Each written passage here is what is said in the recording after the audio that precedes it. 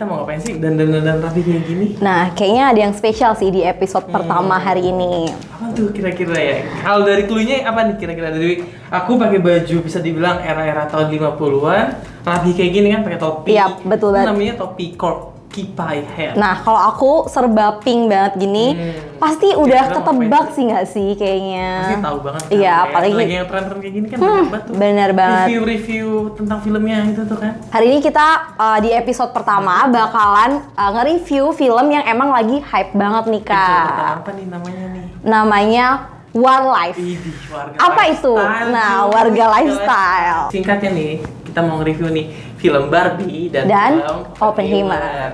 Nah, Bemers, film Oppenheimer ini bisa dibilang salah satu film yang gue tunggu-tunggu banget karena merupakan film yang diproduksi oleh sutradara favorit gue, Christopher Nolan. Film Oppenheimer ini berceritakan tentang biopik fisikawan ternama yang bisa dibilang dia tuh menciptakan salah satu alat penemuan yang bisa merubah sejarah manusia. Singkatnya seperti itu.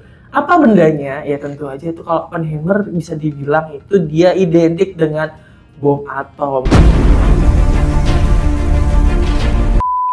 Nah, kenapa interesting banget nih film ini menurut gue? Karena dia ini ngejelasin biopiknya Oppenheimer itu secara stylenya tuh style Christopher Nolan banget. Biasanya nih film di Christopher Nolan itu mungkin ya memang agak lama, mungkin bagi sebagian audiens itu membosankan. Tapi menurut gue sih sendiri dari lamanya durasi film itu kita bisa dapat hal-hal yang mendetail gitu, kayak kehidupan pribadinya si Oppenheimer juga diliput, terus kehidupan bagaimana dia menciptakan bom atom itu juga diliput, terus kehidupan bagaimana dia tuh ngumpulin ilmuwan-ilmuwan yang terbaik di Amerika Serikat buat ngebikin bom atom itu juga diliput ya. Jadi gimana usaha kerasnya si Oppenheimer itu bikin bom atom itu benar-benar bisa dibilang terkurasi secara baik banget sih menurut gue dengan stylenya Christopher Nolan tentunya gitu Mas. Di film Oppenheimer ini lu dikasih tahu nih ada dua perbedaan warna banget nih di dalam filmnya. Lu nanti ada sajian scene yang adanya black and white dan ada sajian scene yang full color gitu. Ternyata itu adegan film Oppenheimer yang hitam putih itu ngejelasin ceritanya itu secara yang objektif. Jadi ceritanya itu nggak menurutnya si Oppenheimer sendiri. Jadi menurutnya itu bisa dibilang menurut orang lain dan menurut sejarah juga. Nah, kalau lo ngelihat film adegan scene Oppenheimer yang berwarna full color gitu, nah itu ngejelasin dia itu secara kehidupan pribadinya itu secara bisa dibilang apa yang dirasain oleh Oppenheimer itu dituangin langsung tuh di filmnya si Christopher Nolan ini. Ketika ada dua perbedaan warna itu jadi ngebuat film itu ya interesting banget, walaupun durasinya itu gue bocorin aja. Durasi Oppenheimer itu 3 jam cuy. Kalau bagi sebagian orang mungkin itu membosankan, tapi balik lagi kalau lo tahu cerita backgroundnya si Oppenheimer, nah itu bakal menjadi interesting banget sih menurut gue kayak gitu. Nah, Bemers, mungkin itu aja sih yang bisa gue sampein secara review gue pribadi tentang film Oppenheimer. Gue sendiri sih nggak mau nge-spill secara langsung ya. Filmnya itu kayak panjangnya dari A ke sini nih, B itu apa? Nah, apa gue nggak mau. Mending lu nonton sendiri aja sih menurut gue. Gue ada saran nih buat lu yang pengen nge-maksimalin experience nonton Oppenheimer. Lu tuh bisa terbaiknya ini juga direkomendasi nama Christopher Nolan.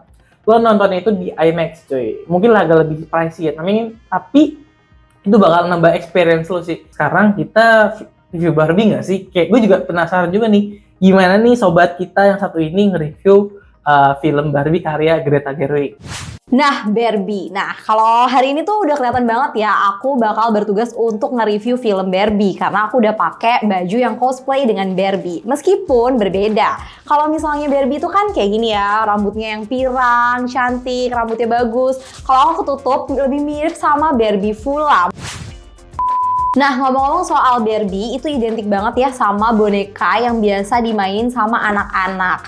Dan Barbie itu juga salah satu boneka favorit semua perempuan di dunia. Mungkin kamu salah satunya. Nah, kalau kalian berpikir soal film Barbie ini bakalan jadi film yang boneka-boneka banget tuh juga enggak sih. Karena pemerannya adalah pemeran-pemeran manusia nyata gitu, manusia beneran. Salah satunya adalah Margot Robbie dan Ryan Gosling. Tapi memang secara visual kayak properti-propertinya Barbie itu emang boneka banget, yang pink, terus habis itu kayak mainan gitu. Cuman pemerannya tuh pemeran asli kayak gitu.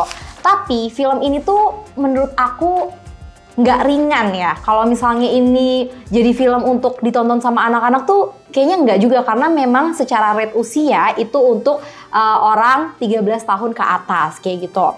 Karena film ini tuh bakal nyeritain tentang feminisme sama patriarki, jadi cukup berat, tapi amaze-nya adalah relate banget sama kehidupan sehari-hari gitu. Kalau kalian penasaran, kalian nonton aja, karena aku nggak bakalan nyeritain secara detail nih soal film Barbie kali ini.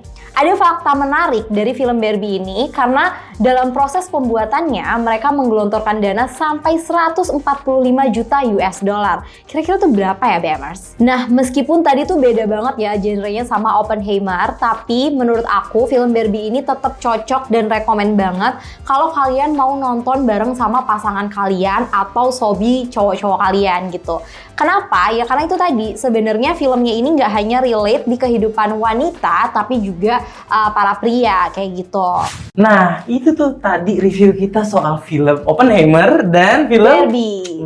Nah, tentunya apa yang kita sampaikan tadi belum semuanya ya, karena kita masih menyisakan poin-poin menarik nih, biar kalian nggak terspoiler gitu. Ya, poin-poin menariknya biar dia tahu sendiri lah seperti itu. Enggak, kita cuma mencapai apa aja yang menarik gitu. Iya, betul banget. Jadi mending kalian bulan nonton aja gitu. Iya, di mana tadi nontonnya? Di bioskop-bioskop terdekat. Iya, betul.